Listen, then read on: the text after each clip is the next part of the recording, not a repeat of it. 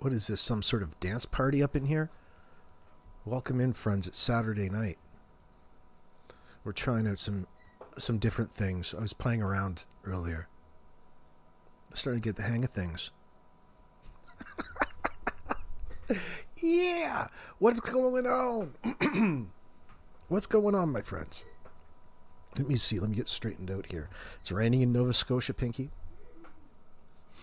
It's kind of shitty here, too. It's only like 10 degrees.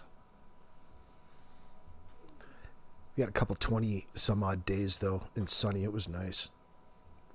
Flash of summer for a little bit. I'll take more of that. So what's up, y'all? Anything anybody wants to say? It's cold and snowy in Regina. That doesn't surprise me. You guys keep it. So far north. So desolate. I'm kidding. You celebrated it here in Ontario? Mayflower. Snowing in Alberta? Don't even tell me that. You're probably up in the mountains. Holy, I'm somewhat on time, Sadie. Good to see you. Did we teleport back to a phone booth to the Atari 1980s? No, I was trying to go for something like Kylie Minogue. But only not Kylie Minogue, you know what I mean? Can't do that. That's copyright infringement, of course. I was trying to get my own Kylie Minogue style 126 beats per minute and it to sound good. So we're still working on the kinks. But so far it's so good. Time for M to take responsibility and tell the truth, Captain Justice. Oh, but isn't the truth being spilt out there over on other channels right now? Oh. Oh, the shit that I hear people talk about right now. I'm happy to sit here and with my fingers in my ears. Friends, we don't have to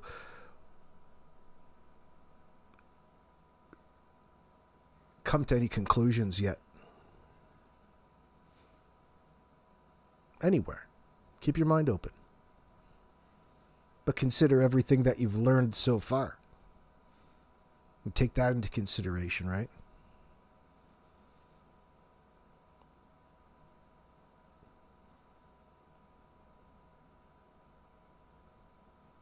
You saw a post on Facebook that the search was postponed until tomorrow. Not sure if it's true. What search? Oh. What search? Oh. Fucking cares about that. Photo up. Yeah, you're telling... What were you saying? You're disappointed? Where did I say that? Mayflower. You're disappointed in that Nick from PBMH, the crisis actors? You guys searchers or crisis actors? You remember... Does anybody remember Carl from Enchanted Life Path? Where's he when you need him? Yeah, that's what they're turning out to be. Well, you can see it a mile away. Didn't quite have a real... What is it you guys do again? What? Oh, Citizen Search Group. Just a walking ball of drama.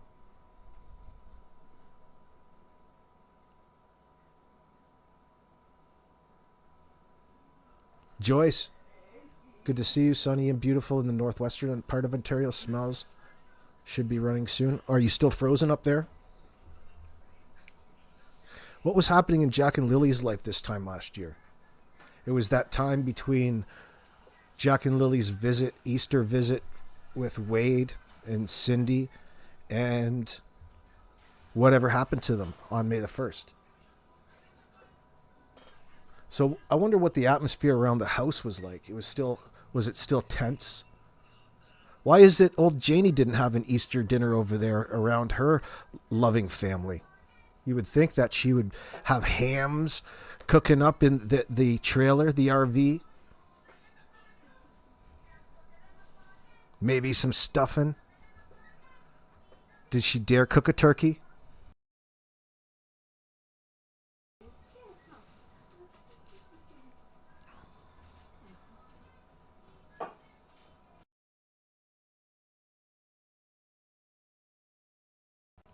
Patriot Girl, hello. If Belinda and family can't search, then MBM family and friends shouldn't. That's just silly. It's a silly game. You can feel however you want. They can do whatever they want. They're free to do whatever it is that they want to do. Let them do it.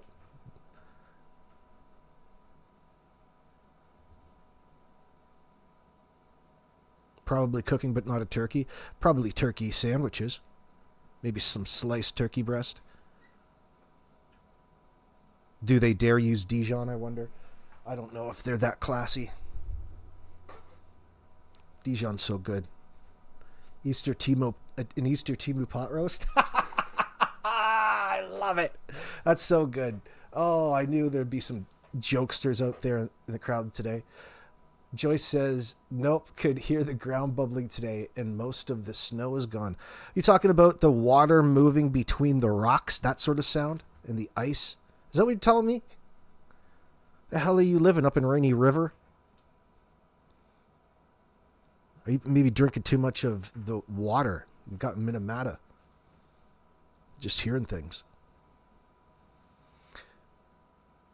Were they not staying at Patty's or Cyndy's because Jack and DM were not getting along? Mayflower? Never heard that. Were they not staying... Why do you got to confuse me right away like that? Were they not staying at Patty's or Cyndy's because Jack and DM were not getting along? Because Jack and Daniel weren't getting along. Yeah, I don't think that's the situation. I don't know where that came from, Mayflower. You're just talking about it here now. I don't know where you got that. There's never been any talk about that. Not that I know of. Not that I've heard. Tell me where you got it. Tell me who told you that. In the words of Kylie Minogue, it's no secret. Confide in me, better the devil you know. Spill the beans, where are Jack and Lily, Sadie said. Oh, you're a fan. Bonnie D up. If they cool like the way they looked after Lily and Jack, I hate to eat their cooking. If they cook like the way they looked after Lily and Jack, I hate to eat their cooking. Well,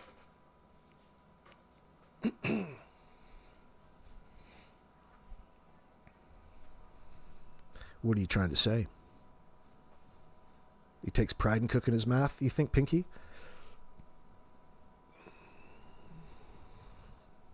Probably. I hope so. If you're able to produce it, then you didn't contaminate the batch up until that point. That's celebration enough for him. Congratulations, Danny. You didn't contaminate the batch and you figured out a way in a filthy, messy environment to cook semi-clean shake and bake. Now, you've got the rest of your life to pick up the pieces. After Easter, they did not return to the trailer because of Jack and DM. What are you talking about?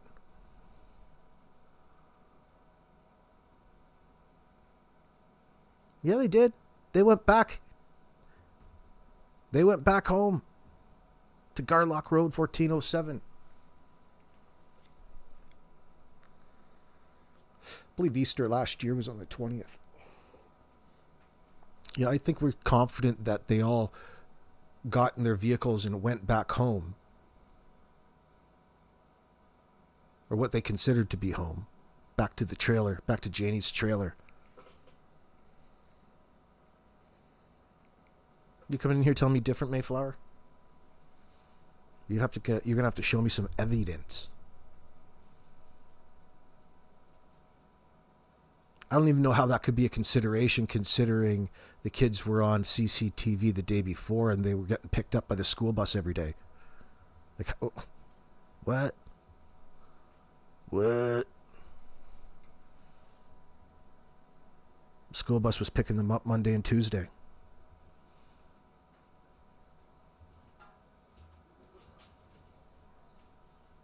Deborah Dixon, yeah. Well, That's not true, Deborah Dixon. You're thinking about Fenny. You're thinking about fentanyl, not the math. Maybe you would have made a great lawyer, quick with it. Quick-witted, you mean? Long drive? Yeah, I don't think so. Maybe I'd be like a really shady lawyer, like the type of lawyer the mafia calls. Very private, elite clientele. Very specialized, very, very specialized. Like Jackie Childs, like Kramer's lawyer.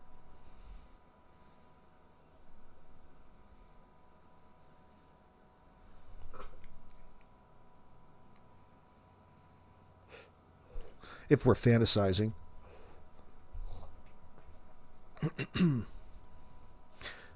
So anyway, on the screen, by the way, why am I hearing two different stories? Why are we hearing two different stories about how the blanket got in the garbage? Still not clear. Daniel has this, well, Janie vouched for Daniel. I don't think Daniel did it himself. Janie vouched for Daniel about this little back and forth with Daniel putting this blanket in the garbage. The one that ended up at the end of the road in the bin. With the hole in it, apparently. But here on my screen, I'm reading from the paperwork about Maleyha saying she threw it in the garbage.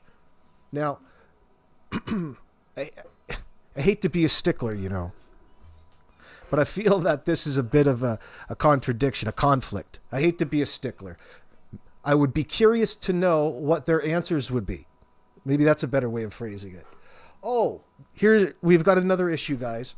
Let's get it real, friends. Since the get-go, they've never had a clear... It took them weeks of talking to them just to get a basic story in this Swiss cheese of a timeline they presented. They didn't get a clear answer. It was confused, full of I don't knows, probably, reallys, all these bizarre qualifiers. Bonnie, apparently it was the Scissor Sisters, we'll call them, with Haley down there, and they all came across this blanket in the tree with Maleyha. But the point is why aren't we getting a straight answer or what's up with the blanket type of deal? They can't even get their story straight in that regards. They're all telling the same story.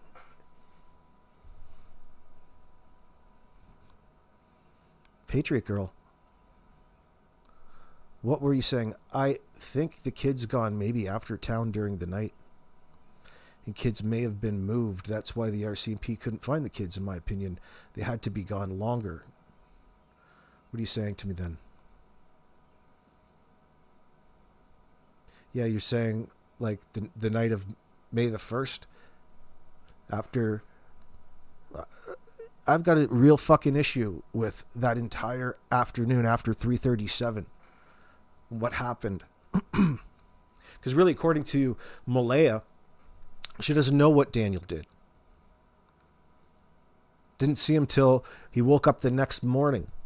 Daniel doesn't have a real anything to tell you. What he tells you in place is that the information doesn't matter. It was a normal night. He was in bed, yet, well, something happened. You then claim to have checked on the kids just around after midnight.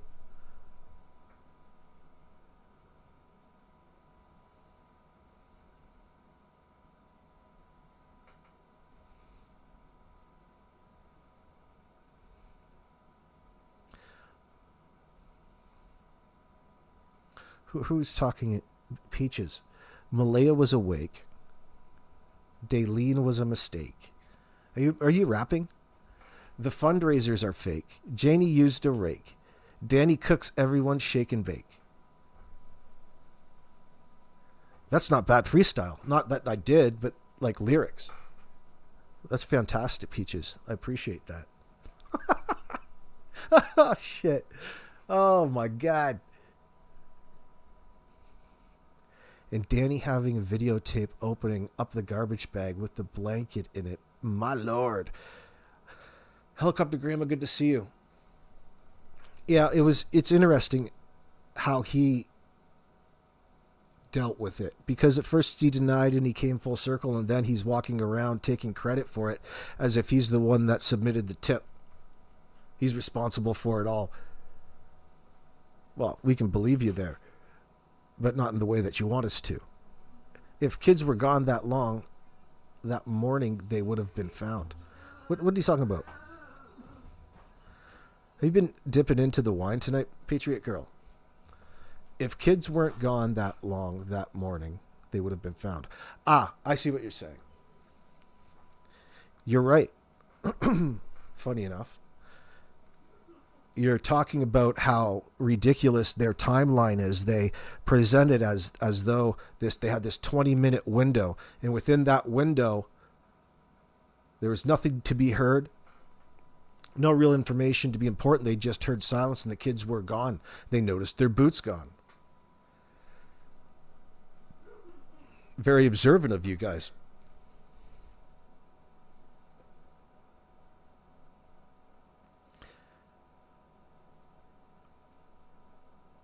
Well, let's put it this way, Patriot Girl. The RCMP would have been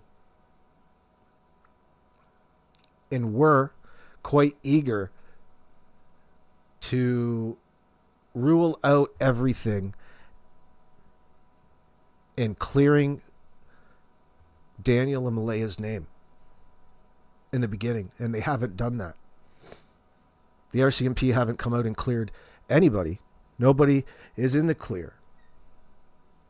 And that tells me that there's a case building against them. And that should go without saying, considering the information that they've presented.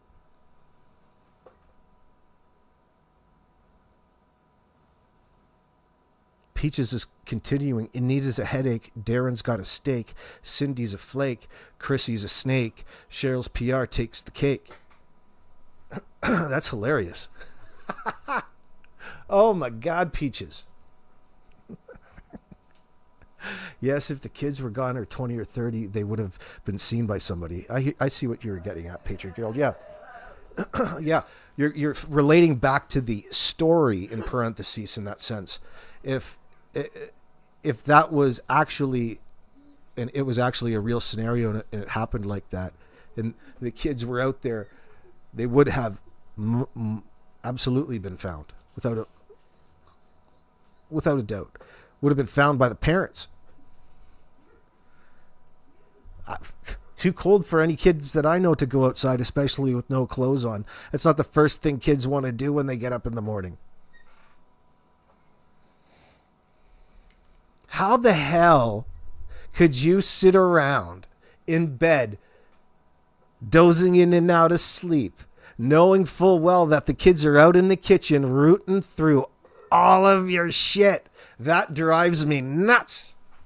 What parent does that not drive nuts? You have to go and straighten things out. There's some rules being broken.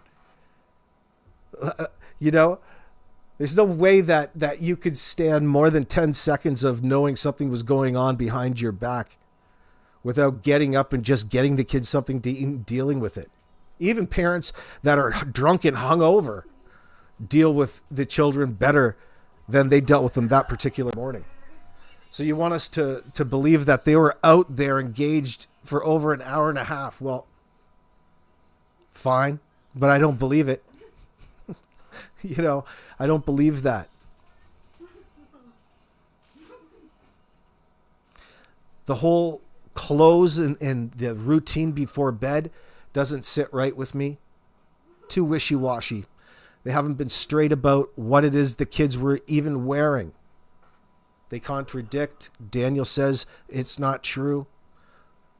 Right away, it was pretty bad when you've got Daniel contradicting the official narrative and talking about how much more there is to the story. and trying to pin it all on Malaya. No matter what. They're telling you that something else happened that they're not willing to come forward with. They're so desperate not to be transparent at any point in this case when it comes to their children, supposedly in need of being rescued, in need of being found out there. No, these individuals are going to tell us where they are eventually, and they have to get there the old-fashioned way.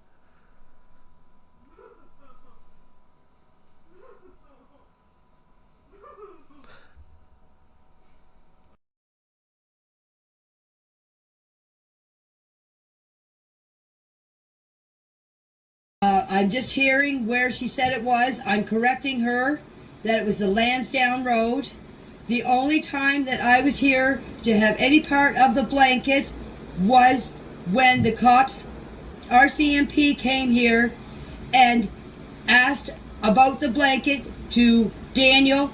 Daniel and Justin did go to the garbage and showed the RCMP officers the rest of the blanket. And I can vouch for the blanket being put in the garbage because I seen the day that Daniel put it in the garbage because I told him not to bag it too heavy. So Daniel did put the blanket in the garbage. I appreciate you guys.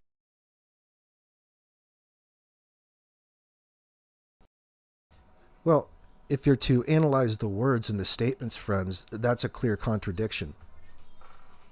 It would be interesting to question them further on this particular topic and this inconsistency amongst their claims here with this blanket. You know, it seems to me that it's something that Maleyha remembered putting in the garbage. Maleyha took the blanket from the door because I can't have to do this. Maleyha took the blanket from the door because the weather was getting nicer. Oh, nicer. Nicer. Should we be going to the Scrabble dictionary for that one? Is that a word? Nicer? Yeah, you're nicer than that. You can be nicer. Yeah, I guess. Yeah, I guess that's a word. Just fucked me up a little bit. Oh, yeah, I guess you would describe the weather as getting a little nicer out being Canadian. Maleyha took the blanket from the door because the weather was getting nicer about a week before and she threw it in the garbage. There was already a piece missing from it when she did that because Daniel ripped it off when he put it up. So I think one of the Scissor Sisters, old Sherry, mentioned that there's a third piece to the blanket, the part that was ripped off. That's what I'm getting. And was it hanging around? Is that what ended up in the tree? Don't know. The large part was in the garbage. Why was there a hole in the side of it? And why is Danny alluding to the fact that that's where the blanket in the tree originated from? The whole thing just is so just annoyingly ridiculous.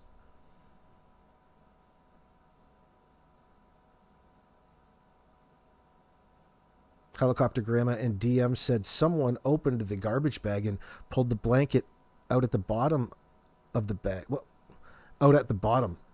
Yeah. So they're saying. Hand size hole in the bag, but the blanket's still in the garbage. There is a piece of blanket on the railing near the patio door. There's a picture of it. Yeah, Helicopter Grandma. That's what they're mentioning. So it's not really clear. We'll just say it's not clear. We know it's in several different pieces. We know that it's been said that Daniel's the one who ripped it before it went in the garbage. So it seems to me that there's a whole story around this blanket. Why do you just up and toss a piece of blanket you threw in the garbage if you know that you're going to have to use it again? Especially considering it was there really as a Band-Aid solution to something that old Mr. Fix-It Danny boy should have been on in the first place. See, if you listen to Maleyha, Lily had an LOL doll blanket that she sometimes dragged around with her it was her blanket she used for sleeping before she got an actual bed set redacted. And she didn't want it anymore. So Daniel used it to stop the draft from the door that wasn't properly installed. Oh, yeah, because it wouldn't be the fact that you're living in a unmaintained breaking down trailer. That couldn't be it. It was that this door that was in there probably was installed by Danny himself. It's not installed properly. I wonder what the story is for that. Yeah, it's a fixer-upper, I'd say, but nothing ever gets fixed, even though Danny's staying up all night fixing things, but nothing ever gets done. In fact, it gets worse and worse.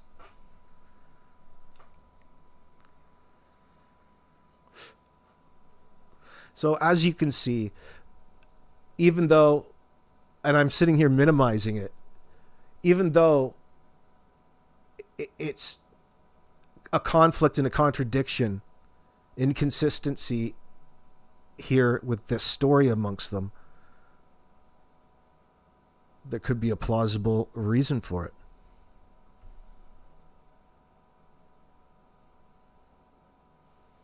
But I don't think so. Fucking thing should be condemned, Andrea says. Well, you're hard on him tonight. Yeah, it's not that bad. You can fix it up. You've got to do it. You got to do it right. It wasn't being maintained well enough.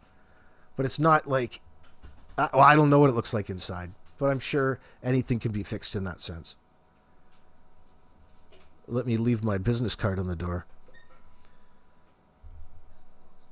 Don't worry, Danny's on it. That place was ripped apart. Shit was all over the place when this happened. I had to get Durwood over there to help him clean up. Oh, I just met Janie.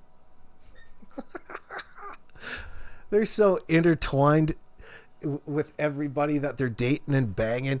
What the fuck is up with Durwood banging these old ladies? Like, it is such a... Dude, what's up with you needing to be with somebody? Trying to get in somebody's pockets. Maybe he's a needy old guy.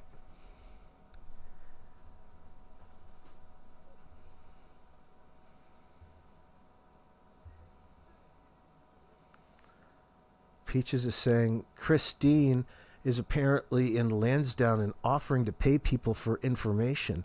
Oh, I wonder if she's staying at Danny's Love Shack. Well, I'm probably going around putting up some merch advertising signs for her keychains.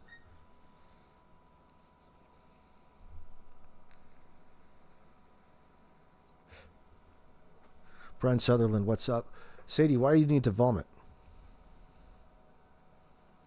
He's be looking like Popeye. Kind of does look like Popeye in a bit from the back. I wonder if his nose gets redder when he's turned on. Oh, God. That's a nasty fishing boat. Durwood wants to inherit Janie's passion wagon.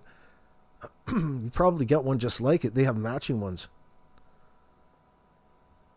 Wonder what's going on with Jordan. I wonder how he's doing now that he's lost all of his toys. He's been denutted. Oh my God. He's probably...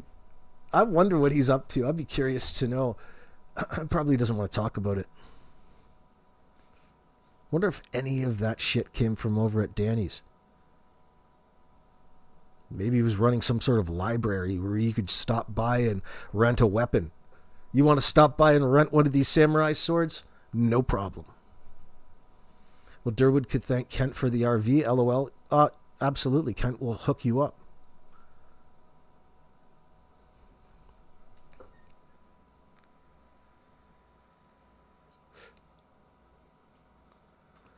Jordan is left with only his Action Man and Lego Star Wars collection.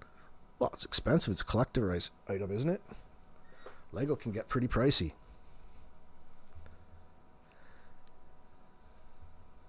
That's right, Pinky. The police were at Durwood's house the other day, allegedly. It's interesting how they didn't name the individuals. You had to put two and two together. You had to play the connect the dots. Connect the dots on that one. But I guess, actually, I heard a message since then that came earlier talking about the conversation behind the scenes. See, Jordan and Mike Demand and myself had a three-way meeting way back in November when old Jordan was tripping out. It was fucking tripping out over the people talking bad about Durwood. So ridiculous. He wants you to think he's so sideways about the way people are talking about his helpful old man, old Darren Geddes. He needed to have a sit down and straighten everything out. And that's when old Jordan flashed one of these weapons. And an individual got a screenshot of it. I wonder if that's where it started. I'm not sure if we'll ever know. It's not important. It's just one of those things you wonder about. But it seems to me that if it was easy to get a screenshot of old Jordan holding a weapon, especially with the amount that he's throwing all of these threats, because it's not just one or two or three people. It's a whole slew of individuals, and probably continues to grow on the daily. You know, he's going to escalate in these situations to the point of trying to intimidate with with maybe weapon shots, and that was what's going on. It's probably not the first time. So it's got to be out there.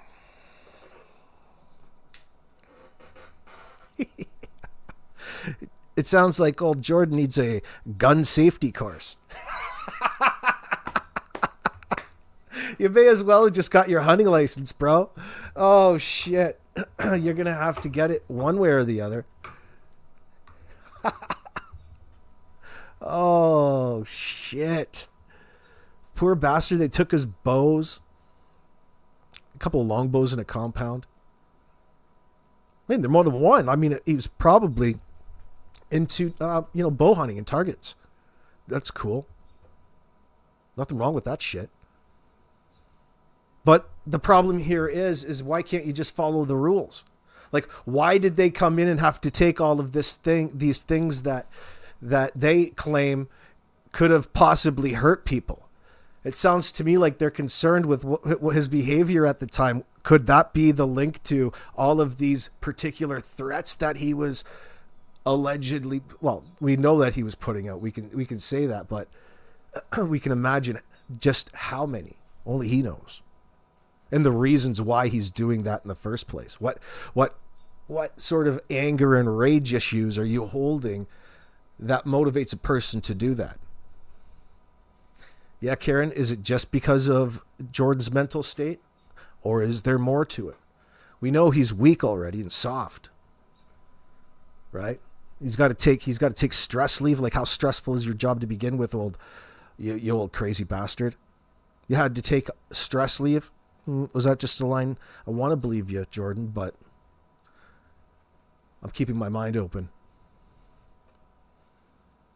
Angry beaver syndrome? That just sounds funny. It's probably a really terrible thing. But really,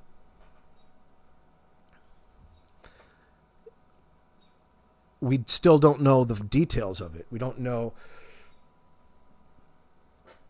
like, what motivated him to go out and possess these. Were they acquired in break and enters? Can they trace these weapons back? I'm sure all kinds of work will have to be done with them. They just seized them.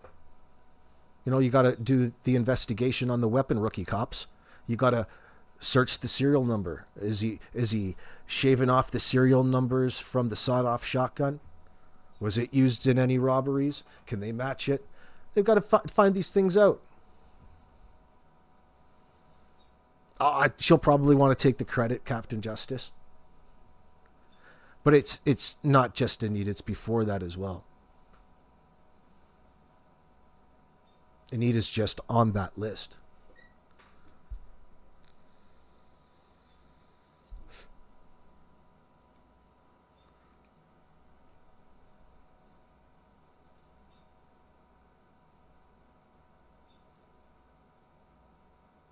He seems too unhinged to own those weapons for sure.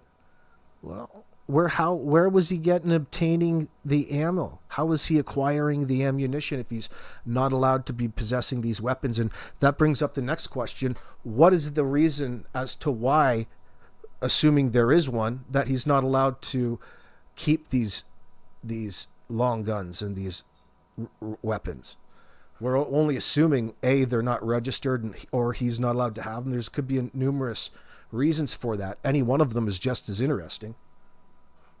He doesn't want us talking about that. Why? Probably be therapeutic for him. Look, the dude's been living around Durwood his entire life. He's probably, he's been groomed a certain way. Durwood's got to be pissed that they took the family heirlooms. Some of those looked old as... No, they didn't really. They're not that old, Peaches. Not that I saw. But still, I don't think that they were, because you would think that they they were registered to somebody that was legal to possess them. And I think that's probably the biggest problem here. If you're not allowed, they had to come in and take them. Or did they have to come in and take them because of a specific reason tied to his current behavior? They didn't mention it, right? It could be a couple of things. Either way, they didn't name the individual, which would probably tell us the answer to the other part. I don't know. But yeah, it is a fair point, I think, VB. I don't need to go on about it.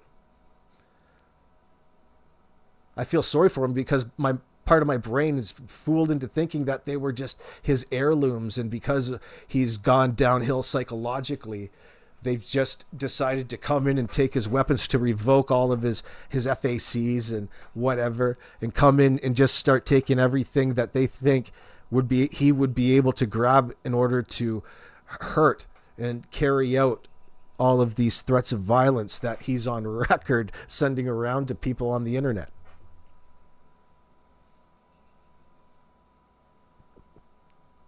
Why were they there in the first place?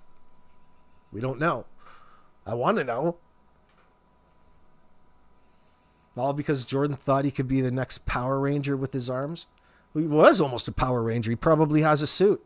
I wonder what color Power Ranger Jordan is. Yellow?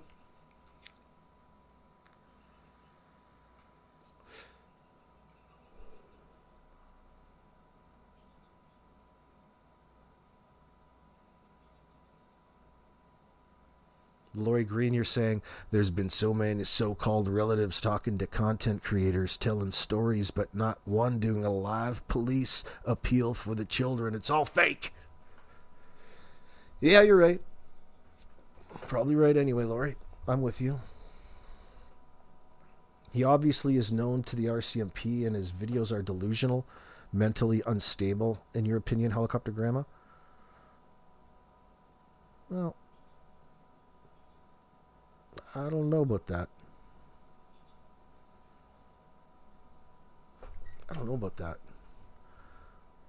Hold on for a sec. That reminds me. I have a nice thumbnail of Jordan. Oh, by the way, you see what this? Do you see who's on your screen? I found this screenshot today. That boss man 11234 is Bradley Wong. But more importantly, look who's just above them up on panel with Sonny. It's Zach Jackson. Thank you very much. Thank you for all you do. Well, thank you for being here and watching, Debbie. I appreciate your super chat, darling. That helps out big time. I'm like, oh, I got Zach Jackson. There's Zach Jackson now. He was up there pulling the same shit on Sonny's panel. Heavens to Betsy.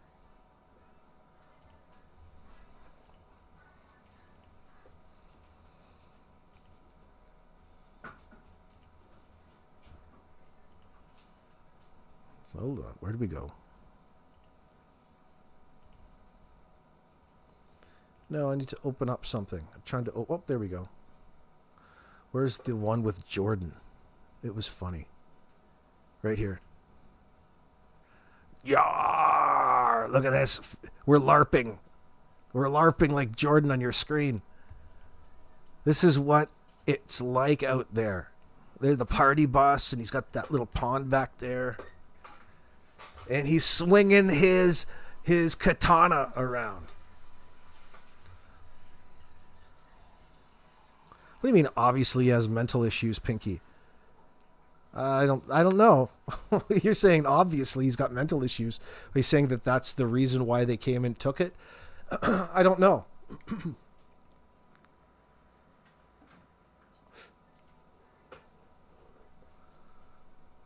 I mean, the cops should have a reason if they're going to be there. One thing maybe led to another. Maybe they came in and talked to him a little bit. Wonder if Darren was there. Probably became a little hostile.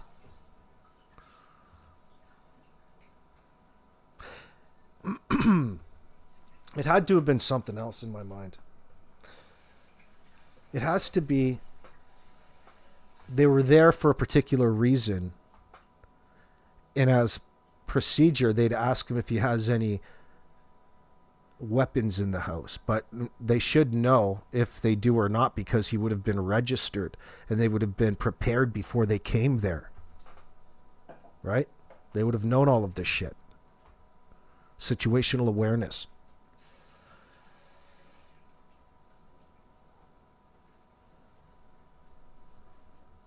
It was the street crimes unit that did the search here in New Brunswick there after Ruggs, says Karen. Well, that's interesting.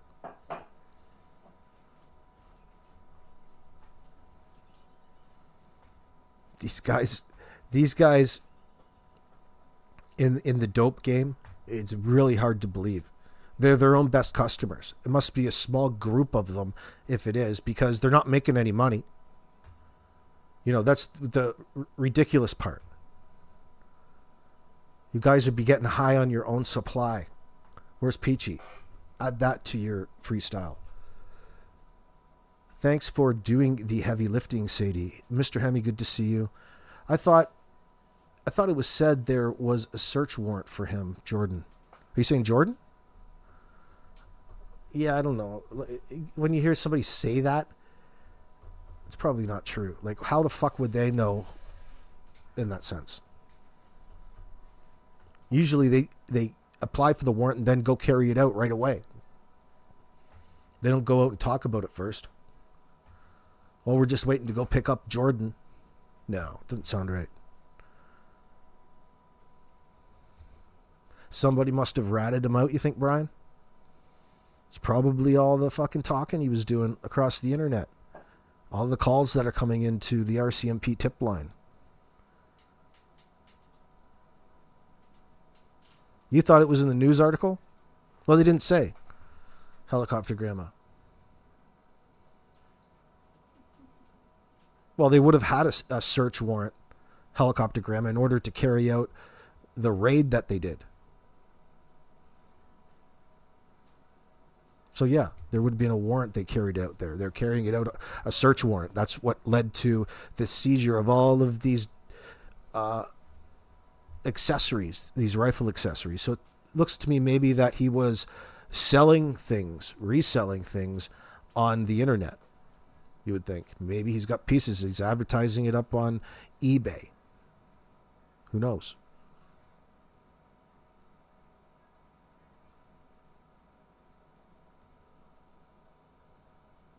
Mary said no. It was Anita after they showed up at her place. Oh, for sure.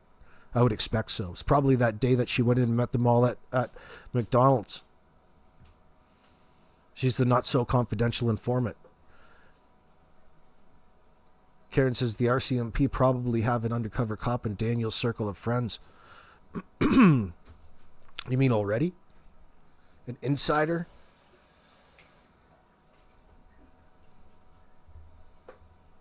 I don't know. I think Daniel isn't as social as you would think in that sense. You're assuming that he's got this big circle of friends. I'm not sure. I mean, I think the cops know who he is. But he's not. I don't think he's as social as you or people make him out to be.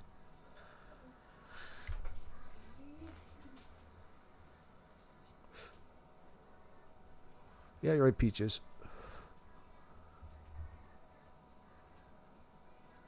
The RCMP probably have an undercover cop. Yeah, if he was reported for uttering death threats, they would come and talk to him, leading to seizing these weapons. But they came with canines. But canines are never too far away in the back of some cop's truck. Yeah, it's going to be interesting in July. When is his first court appearance? Well, he was released. So he wasn't released like off. He's released on conditions.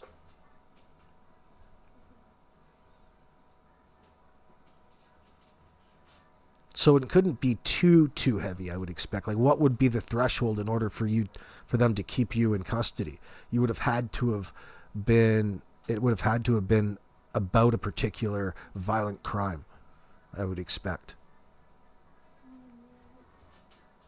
It's probably just the fact that he's a loose cannon, yeah. That fits.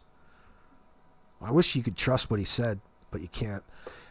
You could get an insider in there quite easily. Taylor could have easily been UC. Well, she kind of was. She got some very interesting information. True has he doesn't have the Scissor Brothers yet. Who would be a Scissor Brother? Jordan? Adam? Chance Lays? Yeah, he's got a scissor. Those are the Pipeline Boys. They brought dogs with them too. Yeah, but well, I think they did. They were definitely involved, Pinky.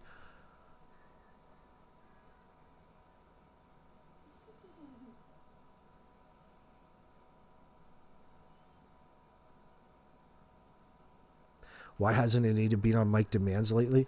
She is on holiday. Probably busy moving across the country back to Ontario.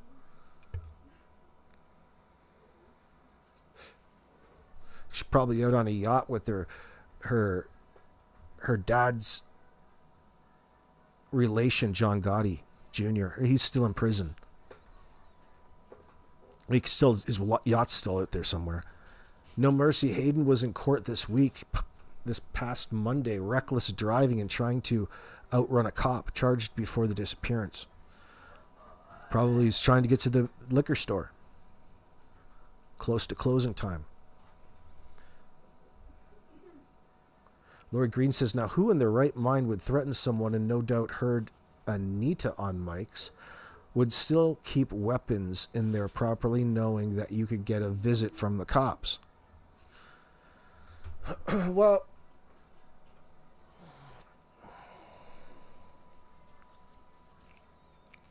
where else is he going to keep them?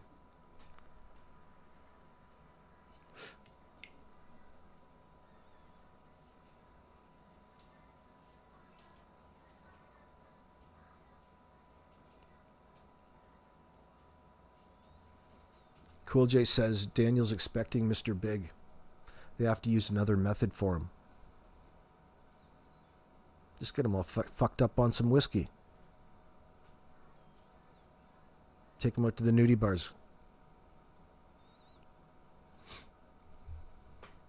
In my opinion, 3 adults on that property still living their lives. 2 innocent children never seen again. Yep.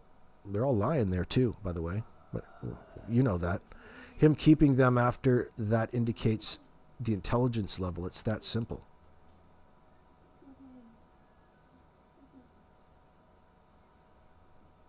Fucking just lost me. What are you talking about, VB?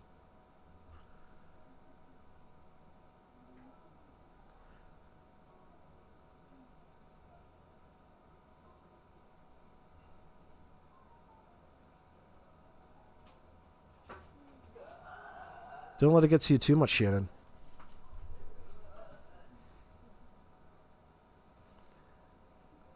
Keeping the weapons after throwing out the threats, sorry.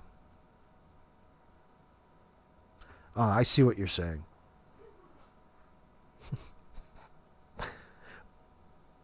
no matter what, it's not going to look very good.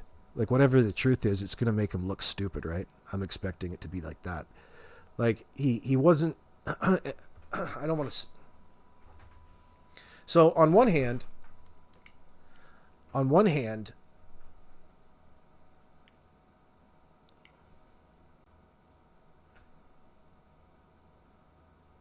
no matter what, it was a huge mistake to be threatening a whole bunch of strangers for no fucking reason. Like, I believe that there's more to it than just what Jordan says is his problem in that sense. But it also could be the fact that it's interesting that we can't tell if it is just him and he is just unhinged. He has a script that he sticks to as well in all of this, which is interesting. You having to stick to a script when communicating about the situation tells me that you're involved.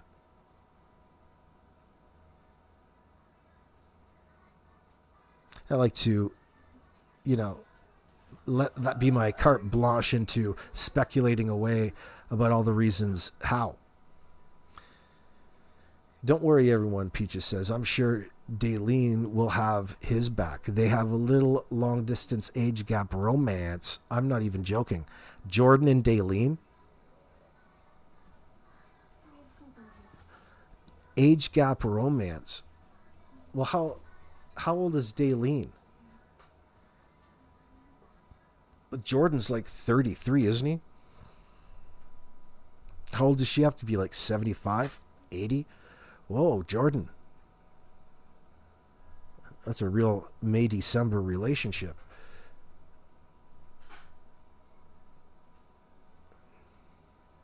What really stands out to Trailblazer is how the kids were marked absent and then go missing.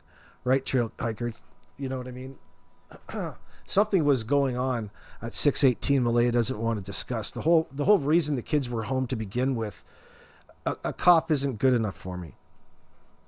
But is it important to the overall case? No, we're just talking about a little portion of it. It's just one of these things. Especially the Friday. Well, it doesn't make any fucking sense. Because it comes down to them wanting to paint the picture like they were sleeping in bed. One moment the kids were there, literally the next one, they disappeared. Oh, there's Daleen Thomas. I have no romantic relationship with anyone, let alone in this case. Yeah, who said that? You don't have an ongoing relationship? Oh, that was Peaches. They have a little long-distance age gap romance. You're not even joking. Well, of course, these are harsh rumors.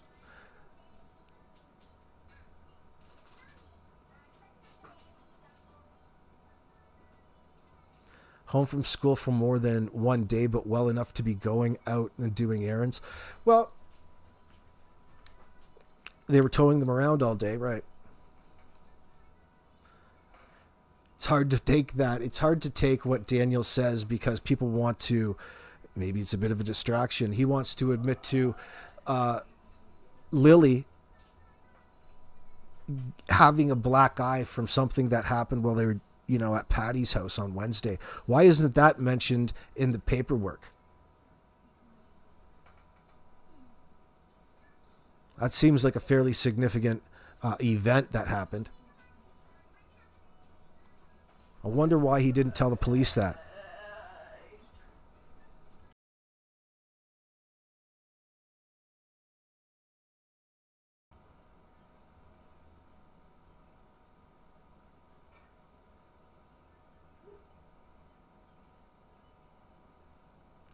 Oh, guys, don't be attacking. Hey, sweet tea. Let's not be attacking one another in my chat. This is a place for love. Kent commented on a post that it was indeed Jordan, but insisting it has nothing to do with Lily and Jack's case. Oh, well, thanks for the update, Kent. Oh, really? That's really funny. Thanks for the update, by the way. Oh, thank you so much, Kent. Kent's the spokesperson for Jordan, too, now. He really is providing a public service.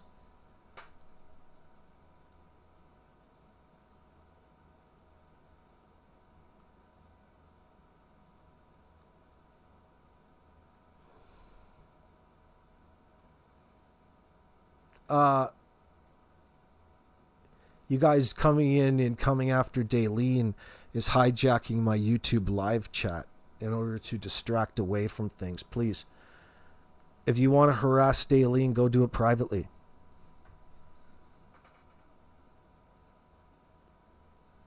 Not going to bait me in like that. 10-minute misconduct.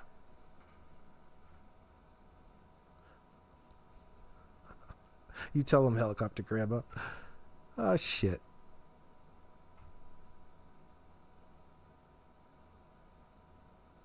Yeah, that's right, Mr. Hemi. Who's Daleen anyway? That's Belinda's online bodyguard.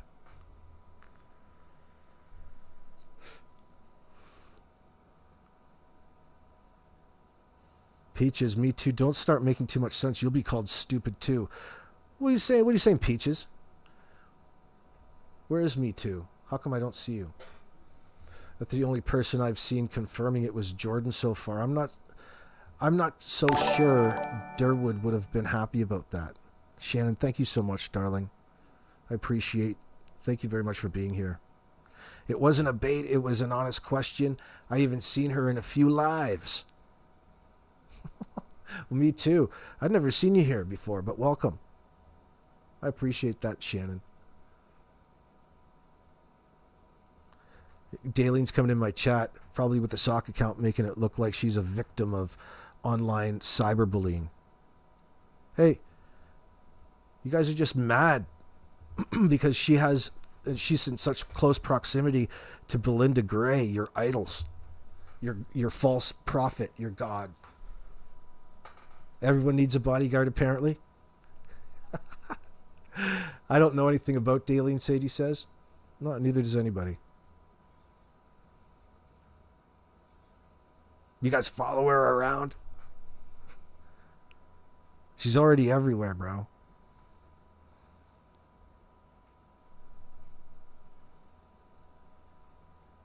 Your sacred cow, Mr. Hemi. Yeah, I should have used that one.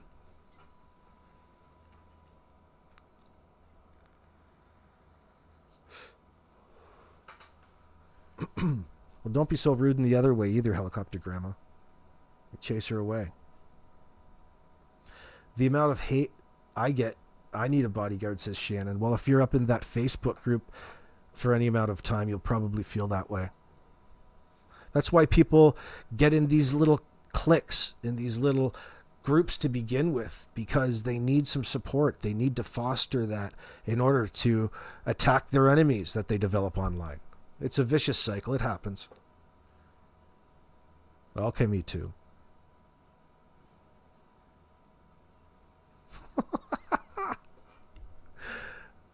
All right.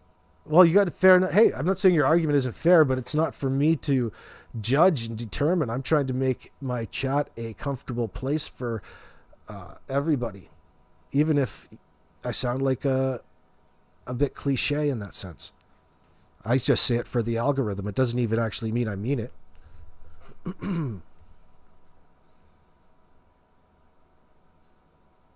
It's the same with all of the individuals in this case. I know very little to nothing. It won't change what I think. Yeah, that's what it comes down to, Sadie. Nothing. I can't. My mind has been the same since the fall, for crying out loud. You know, you watch it, things come and go, and people do different things, and people talk about it. It's the worst part of the whole process, especially when you're in the middle of growing through it. We know where this is going. We know where this is going to be ending up. Into court of law.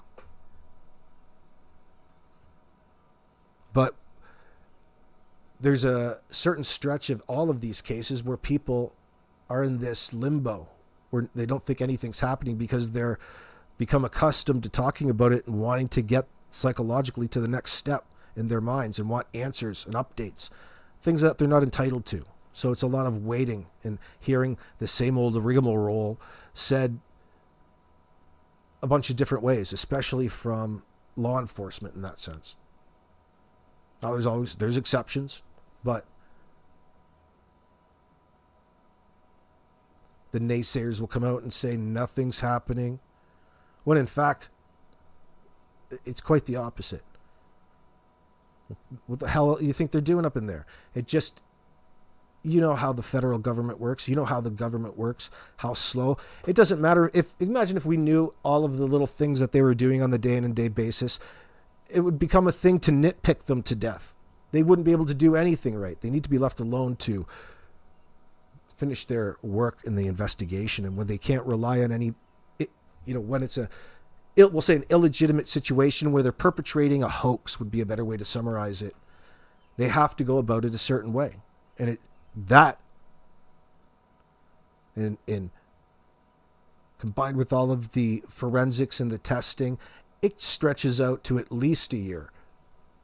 12 to 14 months is my guess before we see the next major move. And I'm only saying that based on the same environmental factors from the Orson West case. Now, the difference in the Orson West case, I say that because of how the parents acted, what they reported, and how they dealt with the situation, considering there are 2 missing children that they say just disappeared off the back porch one particular night. It was one of their siblings that really was the break in the case, along with the neighbor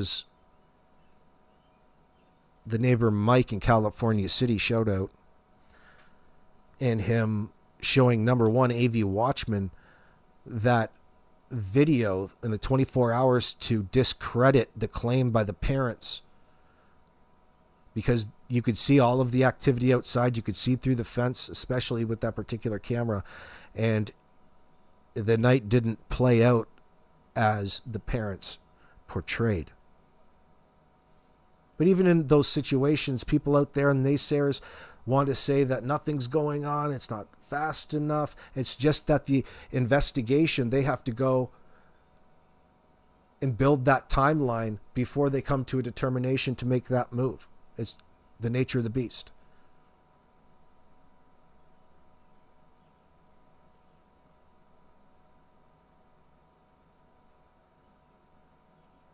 The good news is they know where the guilty parties are. It's just going to take some time. It couldn't be fast enough in my mind. But it's because I've grown a bias. Why act so funny? They're so fixated on their own particular stories. The conversation never strays. It never gets anywhere but what their initial claim in one sentence was, in spite of all of these probes and all of these questions that they pretend they want to answer. That should be a sign as well. Karen Steves, Peaches from a can. She's a lawyer working on behalf of the grandmother that needs to know what was going on in the lives of her grandchildren. Why the hate? Why the hate, Peaches? Easy. Shit's getting heavy in my chat, you guys. It's all coming out. Karen, Belinda's lawyer should have advised Belinda not to talk about... Oh, Lori, don't be so rude in my chat. Guys, it's all about the love. Kill each other with kindness.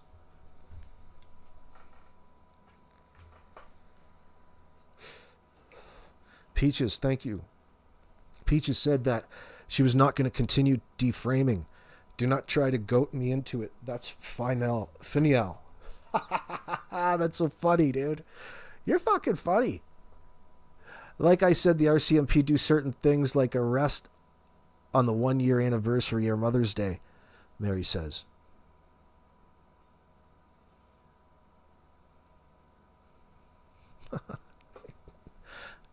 They better have something up their sleeve. It's just a normal progression of the investigation. The evidence gathering phase is annoyingly, and it's too slow, and they probably all agree with us. And especially because it's Canada. They probably have backed up labs, and they have to wait in line, wait their number. Not to mention 2 weeks holidays here and there.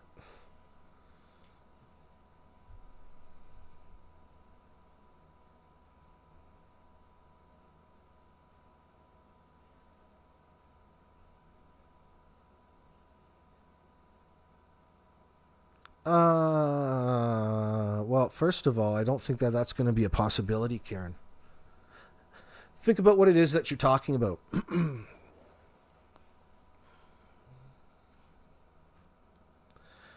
It's not going to be a situation where Belinda all of a sudden gets to find out all of the gory details to a particular CPS investigation, especially if there's children involved. And there's certainly going to be, it's not going to look very good on her to go and turn and make that public. That's should be protected information in that sense, because it was a child welfare situation. The visit in December, they talked about it. Well, I can't remember the name of they even named the particular person who went and did the investigation, said what it was about. They came out with that in the unredacted? Maybe I'm misremembering. But it's in the Globe and Mail as well. They talked about the reason for the visit, and it was different than the one or the reason that Dan or Malaya gave people.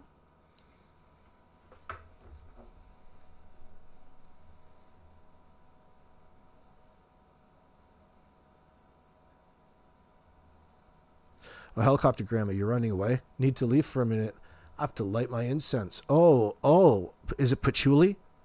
Or is it lavender? Or is it some let me guess. Is it some sort of astrological sign? Is it like Virgo Oasis? Maybe it's something from deeper in Southeast Asia. Nag Champra? Yeah, actually, I like those. Just a clapping seal.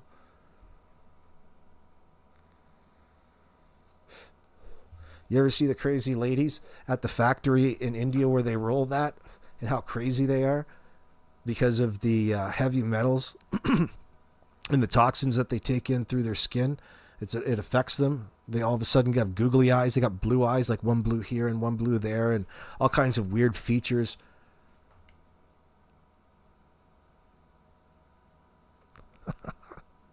Just make...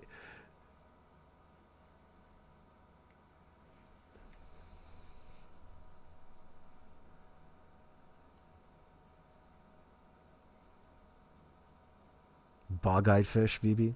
I guess you could say that way.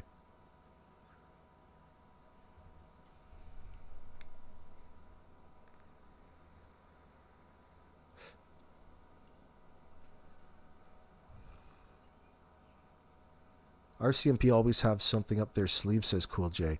Look at the Dean Penny trial on right now. 4-year Mr. Big operation. Family thought they weren't doing anything. Well, every case is different.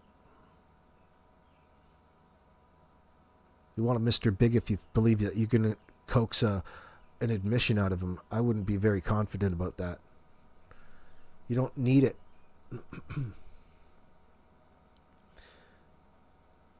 We have special interests. We have children. There's a certain level of responsibility that goes without asking onto the parents in this circumstance, and that's what they're trying to avoid.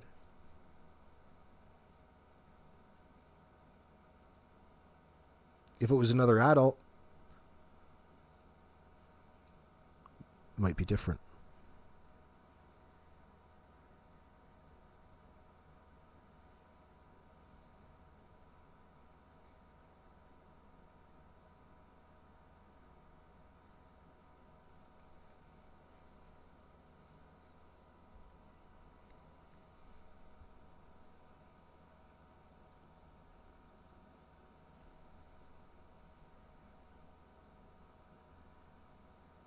Yeah, Shannon, you don't think you can be objective in this case anymore?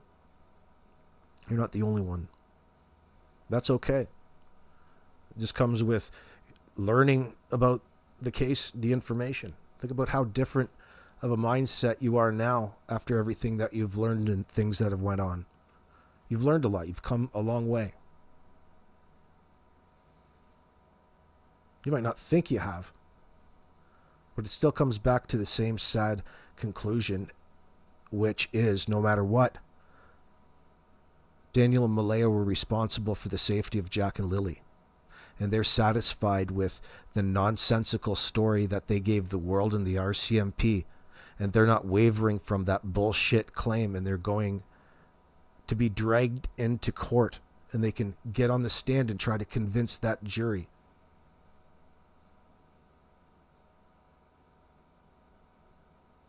Well, it doesn't quite go like that. But what I'm saying is that they're going to take that story, they're going to play this, and they're planning on playing this to the end. You're not going to coax an admission out of any of them.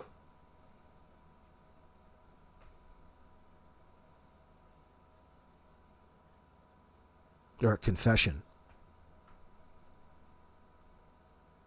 But the story is so filled with holes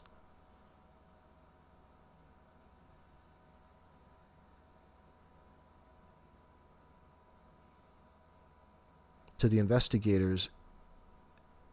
They're a long way from happy with the state of the timeline that was presented to them by the parents.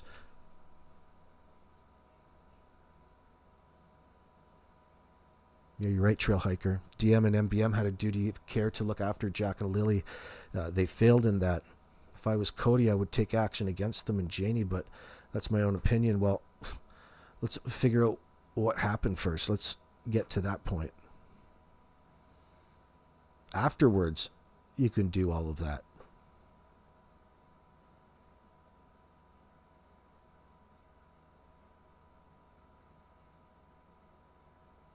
You're seeing more holes than Swiss cheese, VB?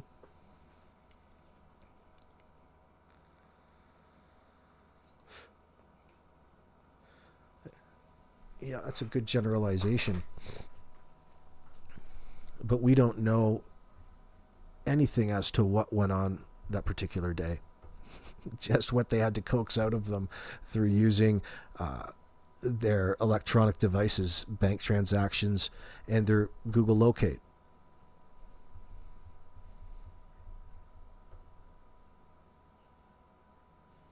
And the inconsistent statements between Daniel's words and his actions are present throughout that initial statement to police.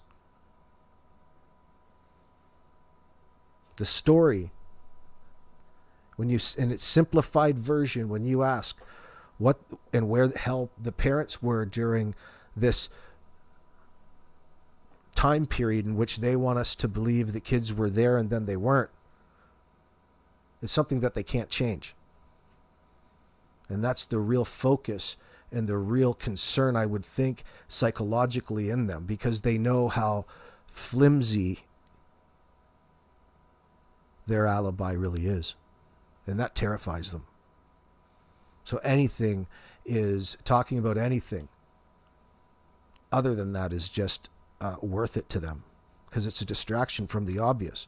Listen, you guys wanted us to believe the kids were autistic and known to wander. And then you come up weeks later saying that you have a different story. No matter what your words are, the fact that you're admitting that the most important part isn't really as it was portrayed by yourselves tells everybody that something else happened. So why would we then believe you at this point? They don't want to expose themselves. They took the chance. They're lying.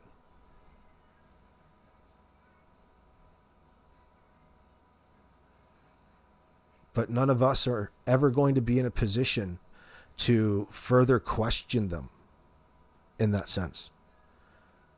That's a real strange fantasy maybe for some people, or maybe they have the illusion that they're getting it, but you're not getting any follow-up, any context to what's already been said by them. You're just getting a repeat, a rinse and repeat, a retelling of the same scenario as your answers in place of an answer, which is really detached from any sort of communication about the circumstance.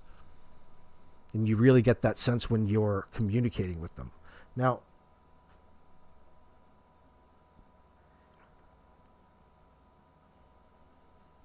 all of it points back to this flimsy fucking story of them in their bedroom, the kids being there, and then the next they weren't. Nobody can figure out what it has happened. The only thing Janie has going for her in all of this is the fact that she doesn't even believe the story that's being portrayed. So she's presenting. But what sticks out as well is Daniel and Janie were already putting suspicion onto Maleyha, somebody else within the household, as being responsible for why everybody's there, why the RCMP are there in the first place, the disappearance of Jack and Lily. And they're, instead of it being a legitimate scenario and them being engaged in explaining what happened and what they need, they're more concerned in whatever's going on. It's because old Malaya over there is acting suspicious, or Cyndy got here a bit too early, and they're both saying it, and they're pointing fingers already that particular day. They're already talking about the huge conflict that's going on between families there that are present. Malaya is.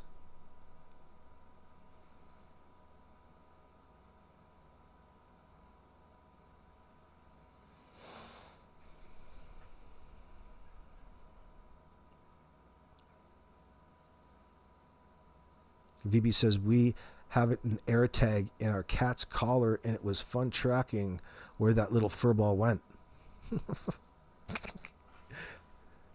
I watched a dude put a GoPro on the back of a lobster and it go down and fuck around in the bottom of the ocean floor the other day. That was pretty cool. I thought that was fantastic.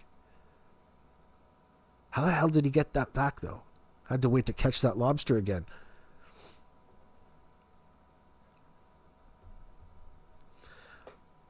What do we get from Daniel and MBM? We were drifting in and out of sleep. Yeah, you got a trail hiker. Yeah, in other words, we don't need to, and don't want to tell you what we were doing. Listen, drifting in and out of sleep isn't an excuse, not to mention both of them said that they were awake. They just don't want to admit they were awake. It's so bizarre the way they describe it. Like, you would expect something like that from a toddler. Because Daniel come out afterwards and says that he wasn't even close to being asleep. Yeah, that's just nonsense. Like, every time you contradict yourself, no matter the words that you're using, it doesn't look very good for your situation. But if you look, he's tried to normalize all these little in the moment times where it would seem contradictory. He's normalized it. He's groomed us as an audience into his bullshit blather. They don't have a solid story for why the kids are magically disappeared, because it doesn't align with the way that they present what it is that happened. Not only that morning, I don't believe any of that happened at all. They were just laying there and maybe in bed with Meadow, because the one thing that would have been consistent amongst everybody else is the fact that the baby sleeps, the baby wakes up, the baby needs a snack, the baby needs changed. It's not going to wait for, and it's not going to reason or be controlled by an outside influence in that matter. It's a young 18-month-old child at that time. So I believe Meadow was there. No doubt about that in my mind. So I try to imagine what really happened based around where Malaya was, and she would have been, I believe, most likely around Meadow all of the time that this happened, because it doesn't seem that she was very motivated to be separated even from Meadow, to even go look for her children that have just magically disappeared. That's so bizarre to me. You couldn't even for a second say, hey, hold Meadow for a sec, Dad. I'm going out to verify where the fuck are these kids? Where the hell are the kids? Usually there would be an escalation in hysterics rather than instinctually wanting to call 911 because of a feeling. We just don't hear the kids. I got to call 911. The story doesn't fit. It's all bullshit. Every part of it, Helicopter Grandma says, yep.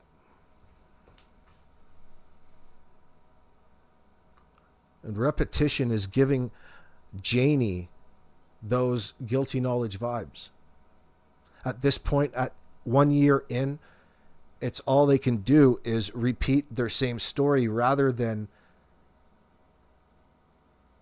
go into any sort of context. That's going to translate well for the detectives when they want to interview them next, because at some point all of this evidence gathering is going to come back. All of these things that they need testing, all of these procedures that they have to follow, it's all going to have an end to it. And then they're going to sit back and have a little powwow meeting around in the coffee room with a bunch of fucking Tim Hortons donuts, probably jelly filled, and they're going to be thinking about all the things that they're going to need to question them on based upon their own investigation that they had to put together since the very beginning, because there was no way that the individual parents were being forthcoming as they want the public to believe. If they were, we would be somewhere. We wouldn't be here talking about it. We're here because it's a lie. They are lying.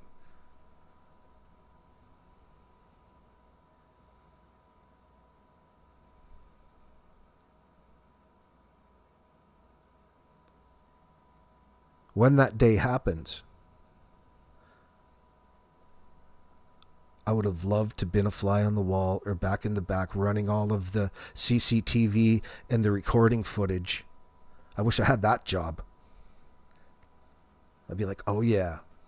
Because it would be excellent to have Danny and Maleyha and Janie all in the interview rooms, separate interview rooms, with detectives shaking their story about and questioning them and following them up, hitting them, because they're going to fuck up, because there is no context to any of this. It hasn't been scrutinized. They haven't been shook down. They've gone through all of these normal procedures in a situation like that they're mandated to carry out. But as far as any applicable police work or investigative work, we haven't had enough time pass for that to actually have occurred.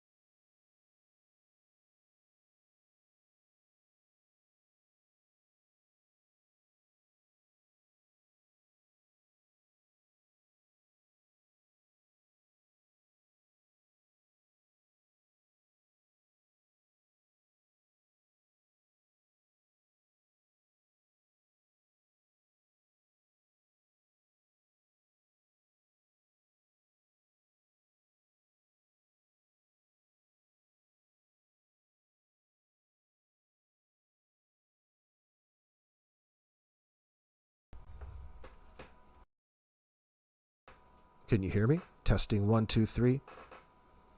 Another Irish exit. Yeah, I got Mike's vodka. Dalene's in here. I'm right here.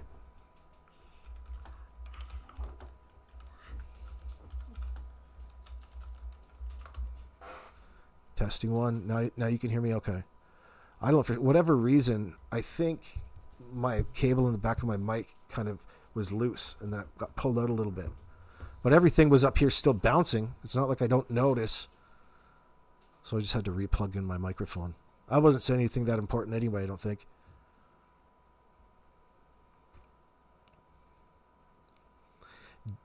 DM and MBM will not rat each other out. Why? The $100 question. She may not rat on him because she's involved. I think that really, honest, the Patriot Girl goes, that's pretty obvious. You know that. I think that's what you're trying to point out, though. No, I didn't fall asleep. I'm cognizant. No, I don't drink alcohol, thank you. With more chance that I smoked a big fatty and just zoned right out, zombified. But we'd never get to that level. I wouldn't leave you hanging.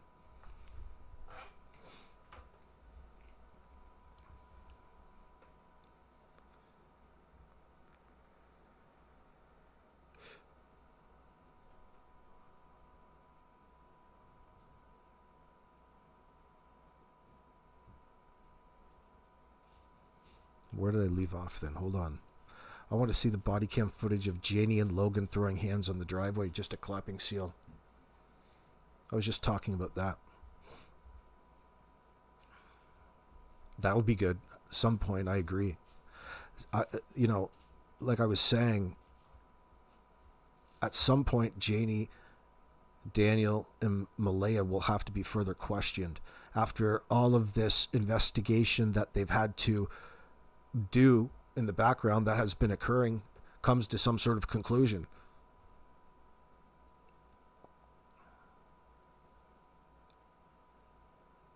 I want to see that interview. I want that to happen. And that's going to be the one where they get the cuffs put on them. It's the one where they get them to come down and, oh, hey, Danny, do you want to have another, another chicken burger dressed up as a Big Mac from McDonald's, buddy?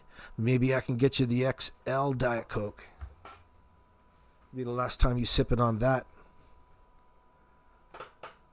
The rake is a key witness. Man, you're really loving Janie's stories. Oh, we've been force-fed this bullshit. Something else happened, and you're free to speculate as to what exactly, but no matter what the dynamics are, the variables, it all leads back to the fate of Jack and Lily, and it doesn't change the fact that the parents are still responsible.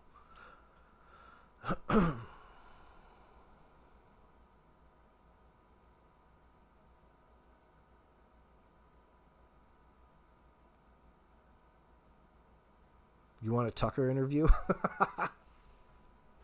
You speak, dog? I can communicate. We need to bring in what's his dude? The dog, the psychic dog handler. Oh shit! Come in. We need to communicate the dog, figure things out. Have to hypnotize him, get him under, and we'll talk to him. All right, Fluffy. I want you to breathe in and out 25 times. Breathe with me, little feller. Breathe. That's right. I'm going to count down from 10, 9, 7, and you're asleep. Now, Fluffy, where were you on May the 1st, 2025, you little bastard?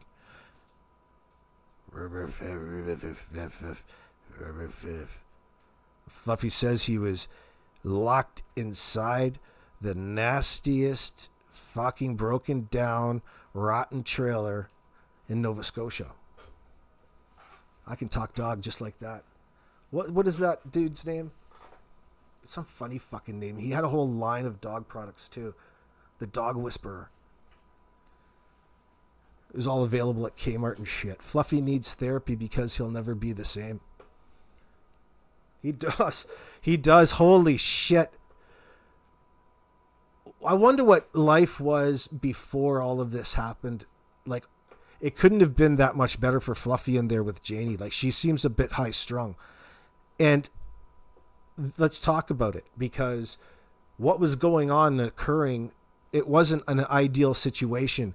And Janie, for whatever headspace she was in, felt the need to take the brunt of everybody else's fuck ups and pay the price and just, save what sort of dignity she has, she feels, and just will rather Caesar Million. That's right. Thank you, sweet tea.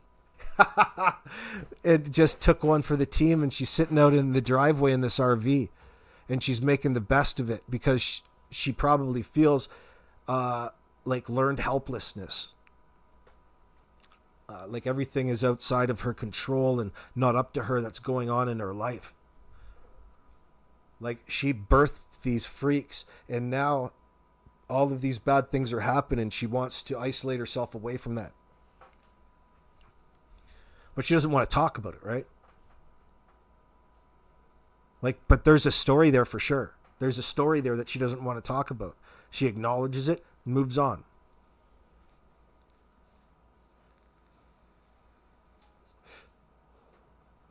And it can only be resentment. There's underlying resentment, and it developed over time, and it was carried out upon Maleyha, unfortunately, and you get a real taste of that in their statements from the very first day in the affidavits.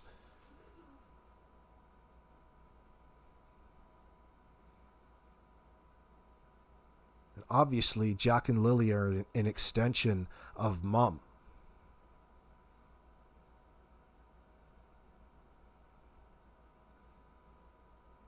No matter what. And it's heartbreaking to see Maleyha's behavior in all of this as a mother, because I couldn't imagine anybody worse. And that's not just because I have a particular bias against her. It's the things that she's not willing to do. That's heartbreaking. She, no matter what, is placing herself above that of her children. There's a time in my life where I didn't think that that was possible. But here I'm witnessing it every step of the way. And it's been like that, unfortunately, before she met Daniel, I would expect. It's been an issue. Doesn't mean a person can't change or ever change. It doesn't seem like she ever wanted to. Resentment was present in everybody's life, and the children bore the brunt of it.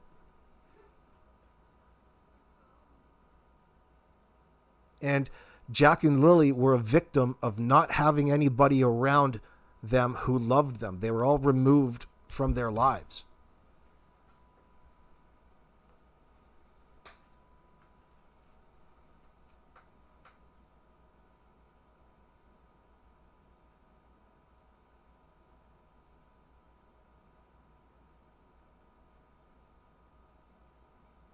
They're not stupid in that sense.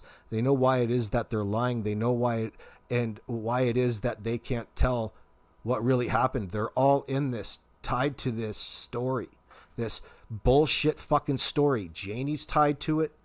Daniel's tied to it. Maleyha's tied to it. And they're not budging. They repeat the story. There's no context. It's going to be a cakewalk when police do sum this damn thing up. You know where this is headed. If there was context or they were able to give it, they would have no problem divulging all sorts of information in hopes that their children would be returned. They're going through the motions and adapting every step of the way, and it's an indicator. These are trained investigators. These are detectives that don't need to tell anybody anything. That's why they have a PR department.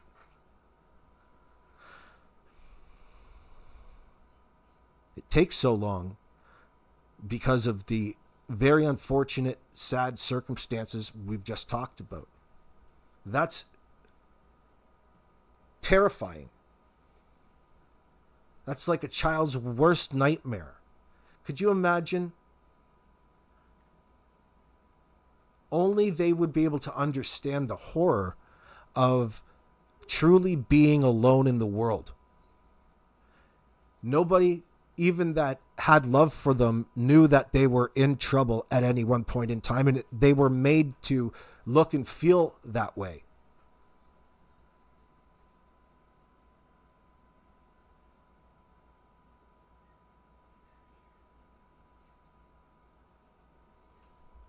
Helicopter Grandma says it's 1 year since Jack and Lily went missing. Now they show up to search at the pipeline. That was already searched. Gee, thanks, MVM, for looking for beautiful children 1 year later. Well, I wonder if they're going to play any Bette Midler. You think Kent's going to bring his fucking ghetto blaster and throw some Bette Midler and they're going to sing The Rose? Are they going to do some sort of happy hands fucking signaling out there and all scissor these sisters and just blow smoke and tell each other how wonderful they are? Let's buy each other's little trinkets. Oh, by the way, what it is are you guys celebrating? What is it you guys are out here doing at the 1 year mark? What's your point? What's your purpose? What's the one that they say, but what's the real one? It'll be different.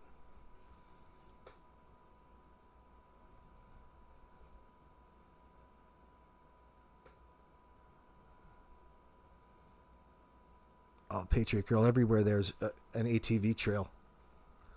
It looks like the preferred mode of transportation around there when you go across on Google Earth.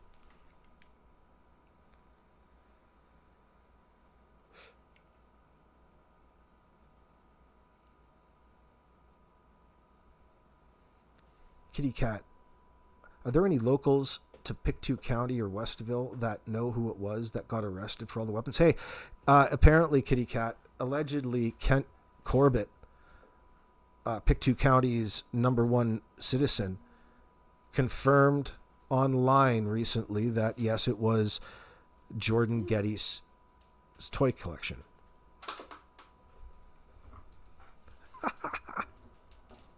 Oh, that's so fucking crazy. That's so funny that Kent is the one who confirmed that as well. Oh, well, thank you, Kent Corbett. Well, now back to you, Fred. Just what he's been waiting to do.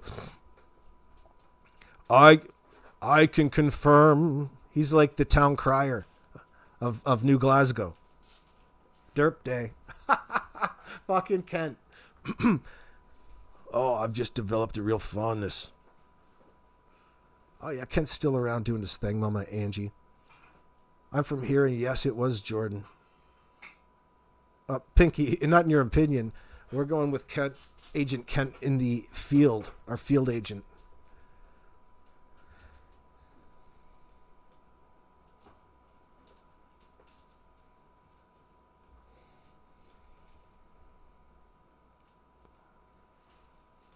Yeah, Lori Green, nothing but distractions. Yeah, to them, because they've trained people to go to the suspects for all of the information that they seem to be confused and feel like they're being led around with. None of them want to talk about the actual questions to the things that we've brought up in this circumstance. One moment, please. Uno momento.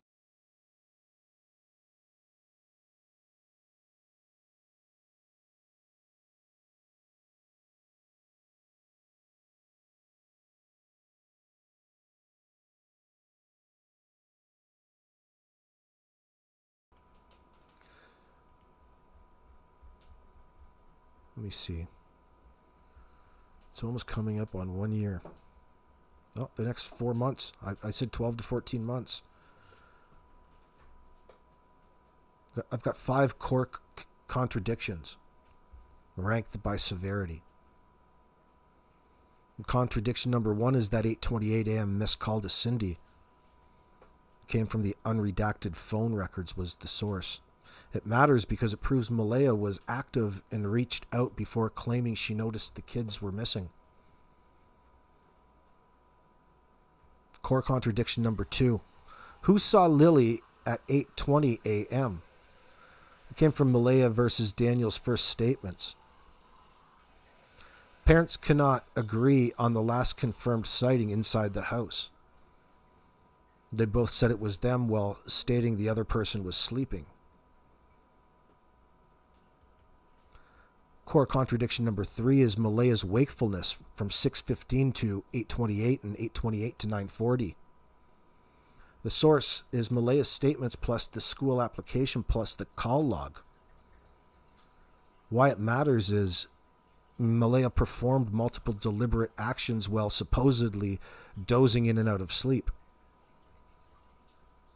Core contradiction number 4 is Daniel's phone during the search. The source is Daniel's multiple statements. Why it matters is because Daniel gave false information about not having his phone on day 1.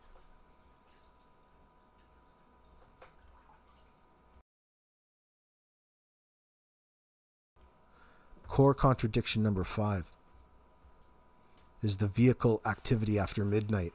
It comes from Brad Wong's statement. Can we consider Justin Smith in with that as well? Directly contradicts the parents' claim that nothing happened overnight. Does anybody know why Bradley Wong didn't want to go down and make an official statement? Does that actually matter? The fact that he told police that it's part of their report already. Anyway, it could just be people. Hold on. Let me see what you're saying. Cyndy Clark.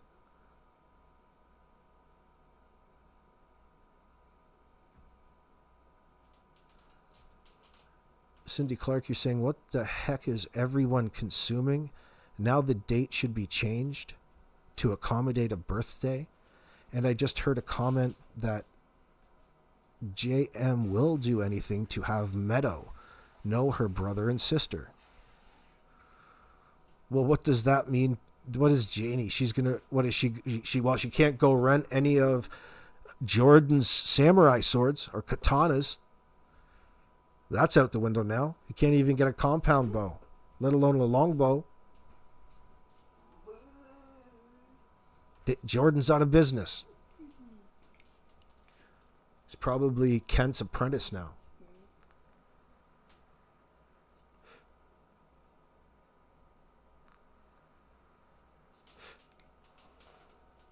Where did you hear that, by the way, Cyndy? DM also said he did not take his phone but searched the culverts with the flashlight on his phone. WTF. Yeah, contradictory statements, Helicopter Grandma. It's interesting that he's just such a bizarre thing to say, especially in the 20 minutes that really took up of your day. The first thing that you did was go to culverts with your phone in her car. It's a bit gray. Thank you, Cyndy. DM also said he didn't take his phone. Hold on. I thought Kent said Durwood was there.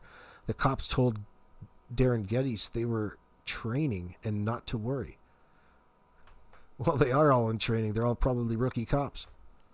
Probably drew the shortest straw to have to deal with these freaks. What was on the TV? Daniel when Lily poked her head in. Let's narrow down the timeline. Ilyanka, I think that's not a very good question. I guess it's a good question in theory, but seeing how it wasn't really an issue in the first place, you could just pick anything. Play with you. Patriot Girl, did you see a video? Hold on. CR wants the date changed for the search. She's the shot caller.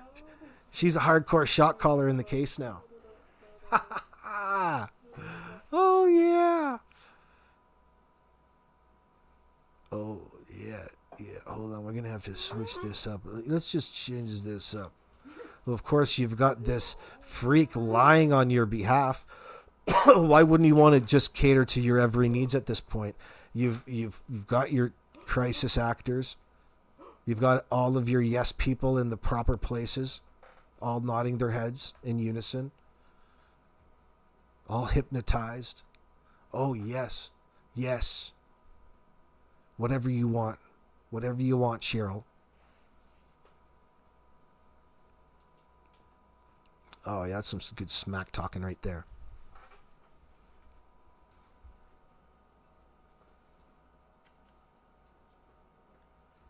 You want to know where Daniel was video recording on Hill number 2? Hold on, let me refresh my chat.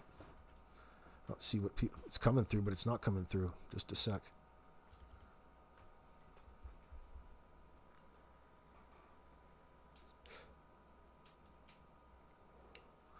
Where do I see that comment about the lover?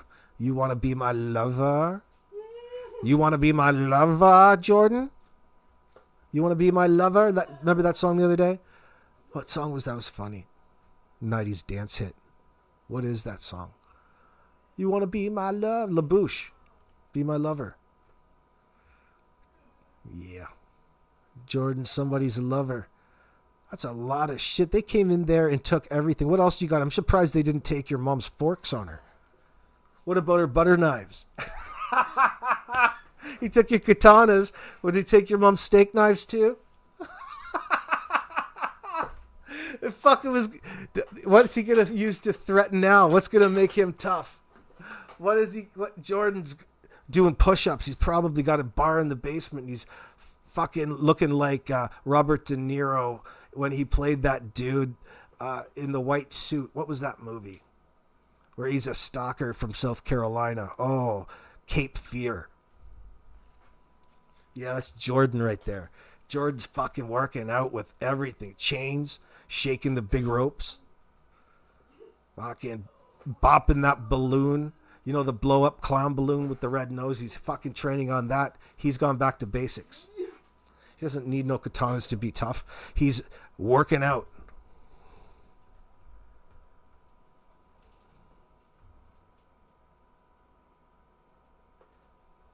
Yeah, Peaches, shot caller, spin doctor, PR rep. Hide the chopsticks, Cyndy. That could be a weapon too, especially in the hands of a trained killer like Jordan. I'm surprised they just didn't fucking police tape off the entire house and like just confine you to a straitjacket, bro. That was a good movie, wasn't it? With Nick Nolte. Yeah, Robert De Niro, and they're on the boat down the river. They're going through the rapids and shit's happening. The thunder's rolling. And De Niro was scary in that. But there was an old one. There's an older Cape Fear from back in the 50s, which is good too. Like the old black and white one. That's a good, scary fucking time. Jordan should be on Crocodile Hunter. As what, the crocodile?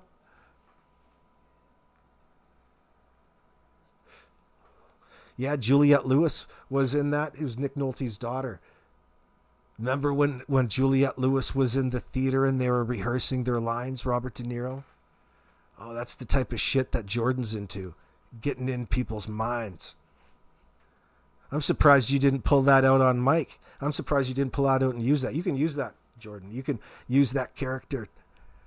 Because you always have to pull from something, right? Like whether you're a wrestler or you're an unhinged psychopath, like in this case, you still have to pull from something. You have to have an inspiration. You have to pull from the scariest motherfucker in your mind. Sometimes you need a little help. Because let's get real. Jordan's really got to pretend. The truth is, he's probably a pleasant person if he didn't have all this fucking manipulation in his life from everybody. But it's affected him. It's gotten him to the point of lashing out. That's what happens when you have fucking lying parents. Like old Darren. You think Darren was a fantastic guy considering what he's doing at this point in time in his life? I don't think so. I don't think that whatever brought him to this point in his life was success. Quite the opposite.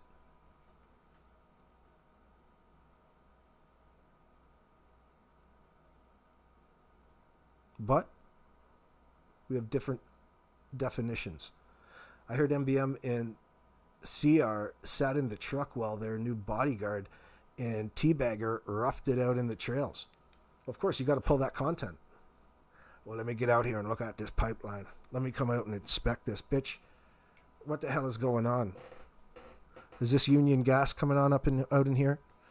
Swamp people, that's what I meant, is what you said, fire hose. Holy shit, did I miss that?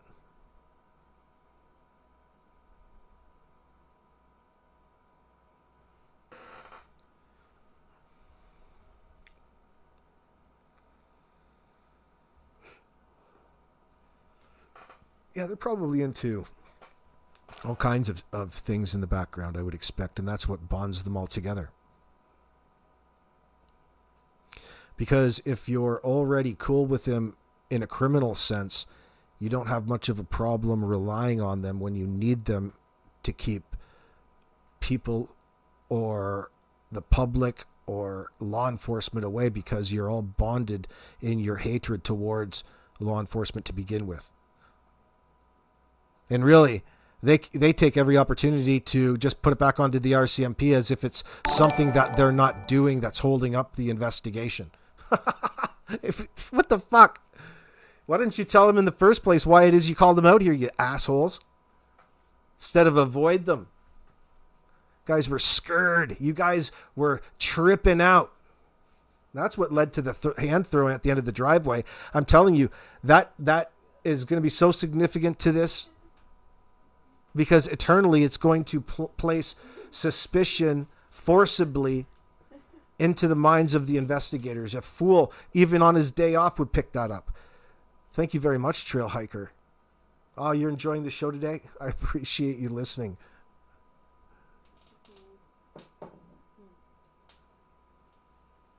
Even the wildlife is related. It's so close. That's true.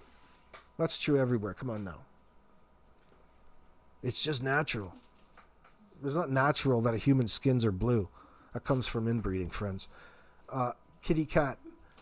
I'm not sure, Cyndy, but I heard it had something to do with her finding that bath mat in a blanket and shit that I was like supposedly told her to go check mounds of dirt. You talking about some fucking weird psychic shit? The only psychic we tolerate around here is Zach Jackson. That poor guy needs to get into rehab. Friend, Satan has taken over your soul. You need to get right, not only with Jesus, but you got to get right with a glass of water and a bed, maybe a bologna and mustard sandwich, bro. You need to get rid of the substances you're forcing down your throat, Zach Jackson. I hate to see people, you could really turn your channel around and take it from the absolute lowest and document your sobriety from this point forward. Holy shit. This dude is nodding off fucking right on the camera. Unfortunately, we've seen it before, and it never, ever has a positive outcome, unfortunately. Yeah, he does need to... Zach Jackson needs to remote view himself into rehab. Well, he just fucking use a sticky note if he needs to remind himself. Rub an aspirin on your fucking pain, boy. Let's go. Jackie says DM says he didn't have his phone, but yet states he used his flashlight. Oh, Danny has a flashlight on his phone to check in culverts. Right. He's contradicted himself a few times, but it's just the way that he's being transparent. He's saying everything. Listen. You can't take all of that behavior from douchebag back for the first little bit. You can never change that.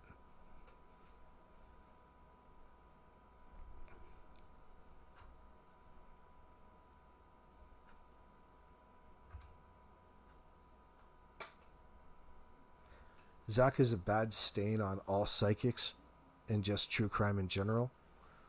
I guess if you want to say that. But in reality, he's in the right place. You would expect a person like that to be in a place like this. Doesn't make it right. Can you help Zach's cat now, or has he got all of the three?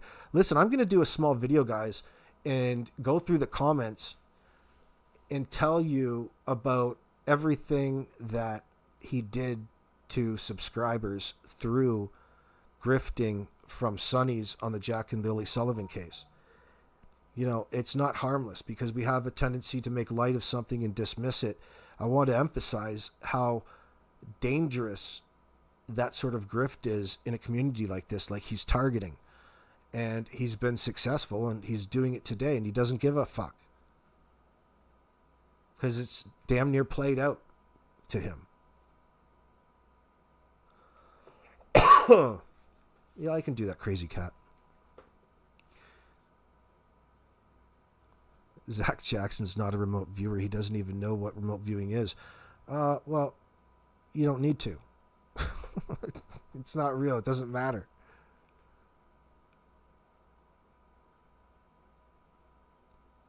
Oh, but you guys, all right.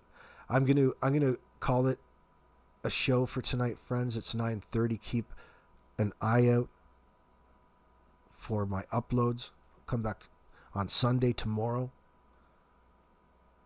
Hash this all out with you guys again for a little bit. Zach was targeting Jack and Lily and our love for them. Well, there's a certain point where it's very, very profitable for individuals who are seeking to grift in that circumstance. It's predictable in each and every case, helicopter grandma. People's behavior are what's predictable, and that's what attracts the con men.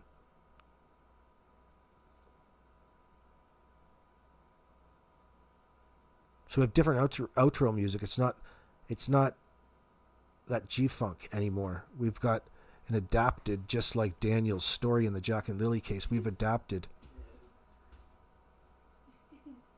And we brought back in the jazz flute, only with an acid twist. So it's a bit like an acid jazz flute outro that you can dance to in a four on the floor type of disco beat. Let me know what you think. And get at me, friends. I've got fresh can of butter, making cookies. You can see on my community page, step-by-step exploring videos at gmail.com. These cookies are fantastic.